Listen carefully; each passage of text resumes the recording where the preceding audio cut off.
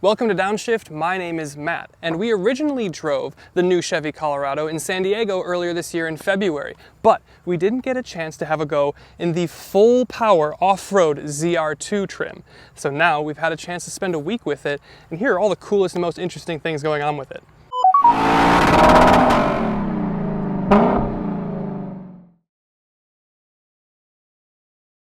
Starting with some of the off-road stuff and specifically the differentials. Now, you can of course select to lock your rear diff, but you can also select to lock your front and your rear diff, which is super awesome and not something that you can do in the Toyota TRD Pros and in the Raptor versions of the F-150 and maybe even the Ranger Raptor. So this is something that ZR2 has been bringing for a number of years that you really can't get much anyplace else. And what's up next, of course, but the shocks. And of course, you've got your multimatic DSSV shocks, and we're used to seeing these types of shocks on the ZR2 products. But here, they're just good. They do a great job at heat dissipation for more high speed, like rocky trails or, washboard roads and that sort of thing. So they do a good job there, but they also really improve your ride comfort and your chassis composition when you're just on the road.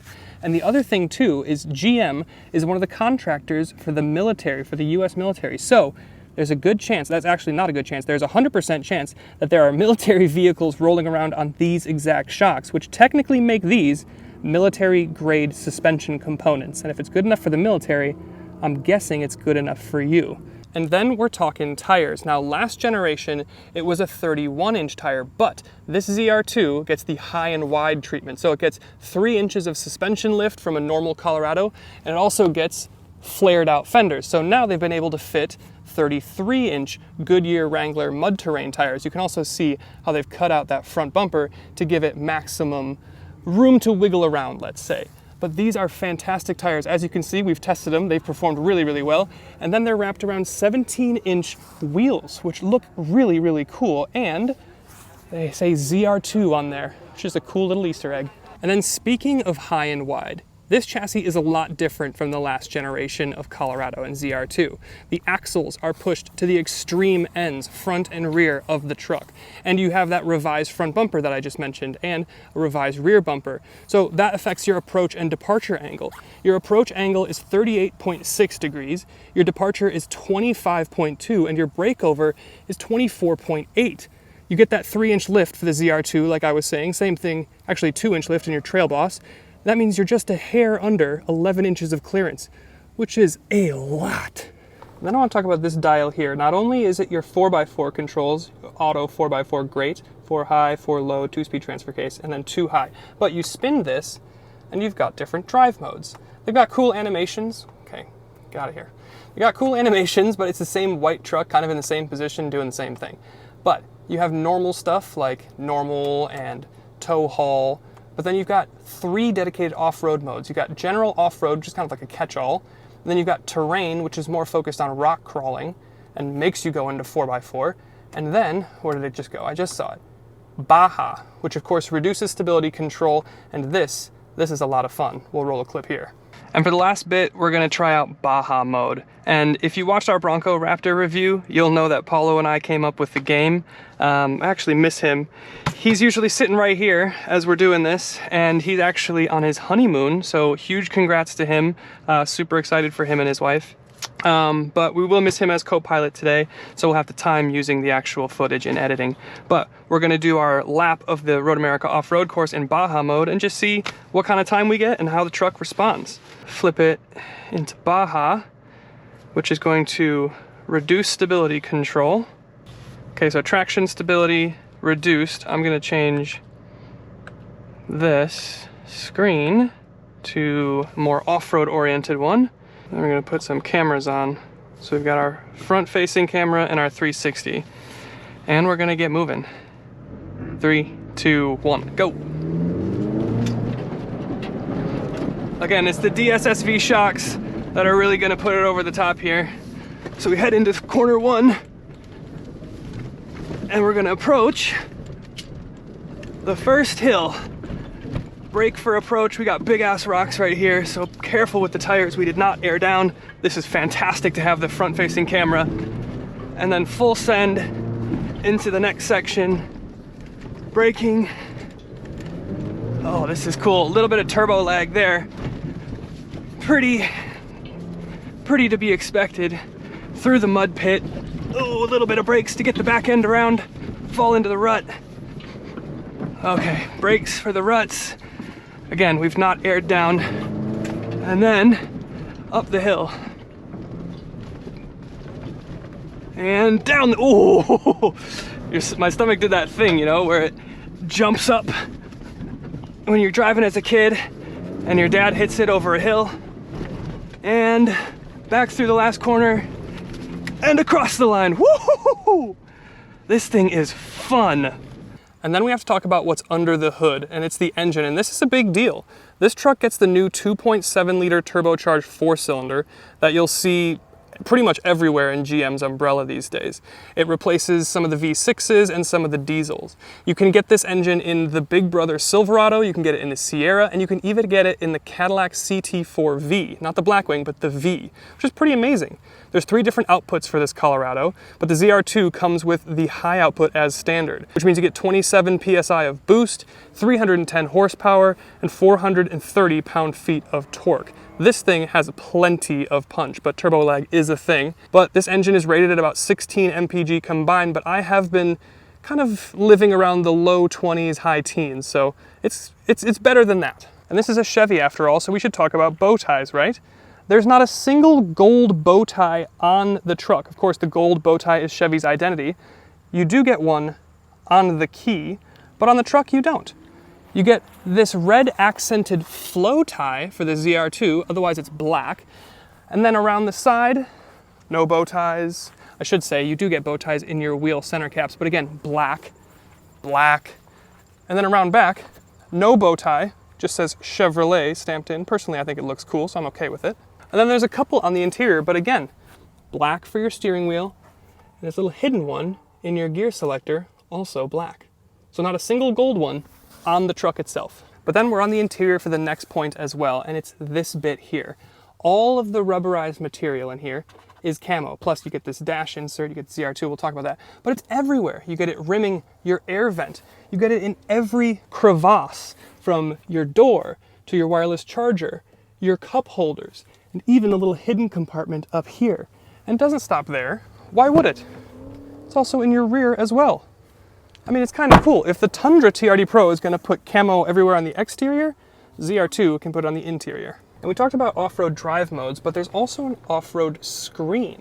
You click off-road here, and then you've got 3 different kind of tiers. You've got Baja, which gives you a G meter, and then also gives you differential information, steering angle, and transfer case status. It also gives you your coordinates, which is pretty wild. I think this is above sea level. Then you've got terrain, which is more rock crawling focus. So you've got pitch, roll, again, tire pressures. You should be airing down. We'll get to that in a second, but same kind of information here. And then overlanding. This is cool. You've got a compass, so you can keep track of where you're going. And again, I don't know what this is actually, but I think this is sea level. And then this being the ZR2, it's kind of the elite tier, the halo, or the top tier vehicle you can get. It's max attack off-road. And you get a bunch of cool, crazy stuff. You get the ZR2 badge in the grille. The ZR2 color is red, so you get that red accented flow tie. You get red recovery hooks up front. Around the side, you get a big ZR2 bed sticker on either side, which is great. And then on the back of the bed, you do have, of course, a logo. And then inside the bed, ZR2 as well. And of course on the interior, like we've shown, you get a little ZR2 decal here. But the other thing is that all the ZR2s, I thought this was just color matched for our nitro yellow spec, but all ZR2s get this yellow interior contrasted stitching. So red and yellow, that's the spec. Even if you get a blue one, red one, white one, black one, you're gonna get this yellow interior. I would definitely get the nitro yellow though. But then there's the hood, and of course it's all sorts of angular and embellished for the ZR2 to make it look more aggressive. And of course you get this matte black piece up here because when you're cresting, you don't want light reflecting off the hood and into your eyes. You do have that front camera, but this is still a nice feature to have on most off-roaders. The interesting thing though is you got a ZR2 badge here. I was kind of expecting to see ZR2 right here. So this is actually fairly subtle.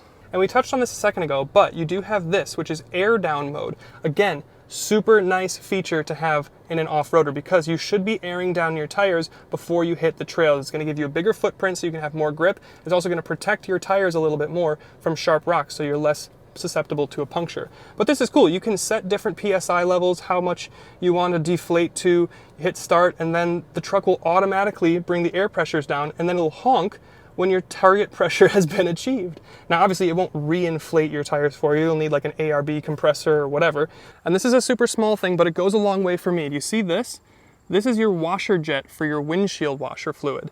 And you see it's raised up here. Now in Wisconsin here in the winter, we get a lot of snow and it does compact and pile right here. And yes, this will defrost and it'll melt the snow here, but you do get these ice dams right here. So all these cars that have, you know, the washer jets down here or even on the top of the hood and you don't scrape that because you don't want to scrape your paint, you can get ice buildup in front of there. So I like that they've tucked it under here and it's also high up enough where it's not going to ice dam. And then we have to talk about everyone's favorite topic with the new Colorado, and that's lights.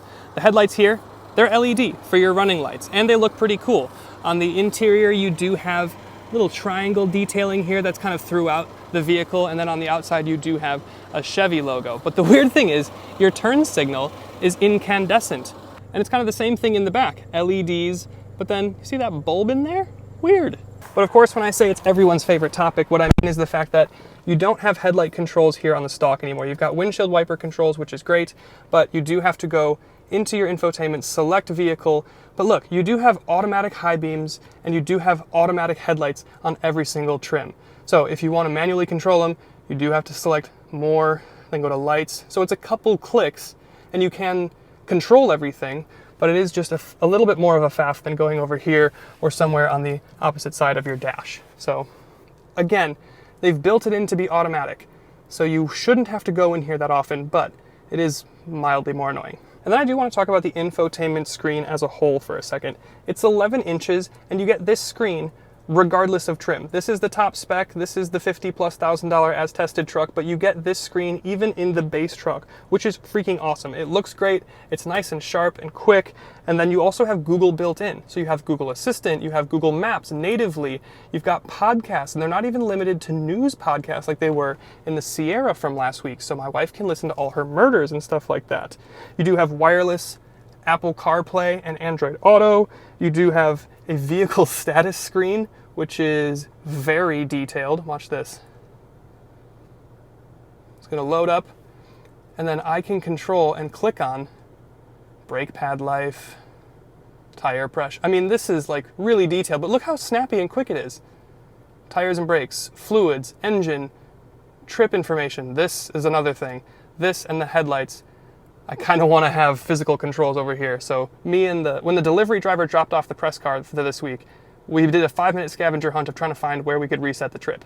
And the other side of that coin is the instrument cluster, which is also 11 inches and also fully digital and also standard, which is freaking awesome. So you can control different screens and different layouts. There's like 5 or 6 different screens. So this is more conventional cluster. This is like an Audi virtual cockpit with a full Google map. Graphics are awesome, super responsive. This is a more top-down view of a map. This is kind of a performance, like sport mode. You got a G meter here on your off-road truck. And then this is a much more off-road oriented screen with pitch and roll, transfer case status, and that sort of stuff. A more minimized look. And then this is the kind of one I've been bopping around in all week, just center tack, speedo, media, and then fuel economy over there.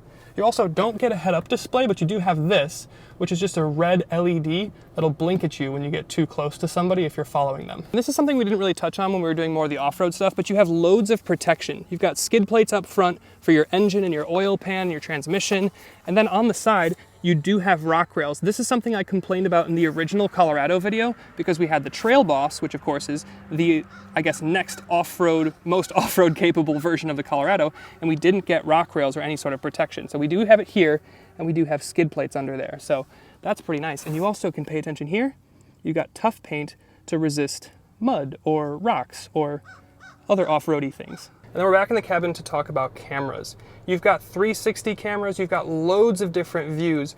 I haven't found the underbody camera with the washer like we had on the GMC Canyon AT4X. I thought you could get it. That might be reserved for the Desert Boss or the Bison. But You get great 360 cameras, the resolution's fantastic, but look at this little quirk here. We've got a silver truck, it's programmed in here, but you see this like gold sun-kissed light dapple?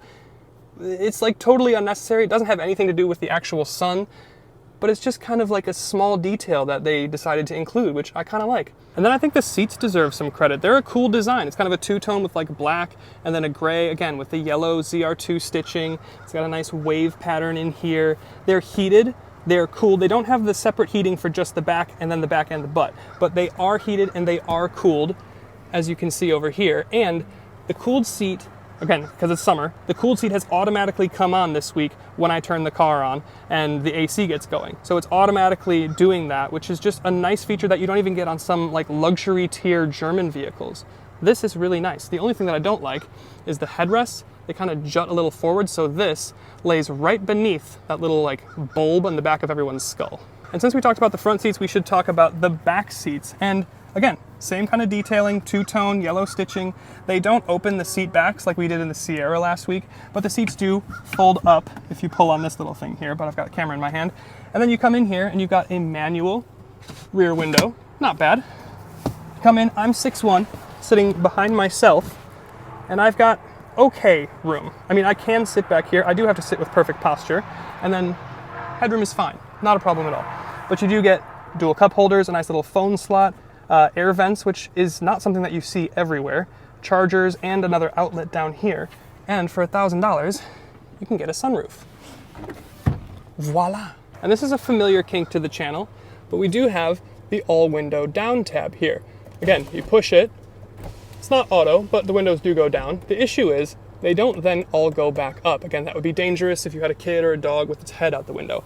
But you then go over here, and the only one that's auto is the driver window. This is manual, all the rest are manual. But the interesting thing is they're only manual going up. On the way down, they're automatic. And then some truck stuff, let's talk about towing. Now, the max towing capacity on a Colorado is 7,700 pounds, which is a lot, especially for the 4-cylinder. But the ZR2 with its suspension and tires and that sort of thing is downgraded to 6,000 pounds. Still plenty, still would tow my parents' boat and then some, but it is less than you could get otherwise. And since we're back here, we might as well talk bed. Again, damped tailgate. Remember those little triangles from the headlight? They continue here. And then you got like a mountain scene from, of course, Colorado. Of course, interestingly, Paulo's not here this week, as I talked about behind the wheel, but he is actually in Colorado, ironically, and you've got little details with mountains on your bed side. But here you have a 5'2" bed. Again, pretty standard in the Colorado that we've seen, but you've got this, which is your lockable and unlockable tailgate cubby with a drain in it. So this could be a cooler or whatever you want. But then payload, 1,280 pounds. You do get an outlet and then some tie downs, but pretty standard bed stuff. Not bad. And check out this little button here. It says aux. This is not where you plug your phone in like you're in high school to play music with your friends. This is an auxiliary button to attach a winch or a light bar or whatever. It's not the 6 toggles that you have at the top of the Raptor or the 2 that you have down here, but you do have something that you can automatically from the factory plug in some accessories, which is pretty nice. And then finally, we'll talk about the price. Now, a Colorado ZR2 starts at about $48,000. This one, as tested, is about $52,600 with the paint, with some of the extras. And to be honest, yeah, it's a lot of money, but it's so much more truck. From an interior perspective, it's so much better than really anything aside from the sister vehicle, Canyon. It's way better than the Ranger. And granted, I haven't been in the new Tacoma, but when we get pricing for the new Tacoma, I very much expect the Halo TRD Pro, which will compete with the ZR2, to be at the low to mid $50,000. And then when we get the Ranger Raptor for the new generation, it's probably going to be 55 to maybe even 60. So this is expensive for now, but it may not be long term. So those are the 28 most interesting things about the Chevy Colorado ZR2. If you could tell, I kind of like this thing, but make sure you stay tuned for our full review where we're hitting the highlights the best and the rest for our full thoughts. We'll see you then.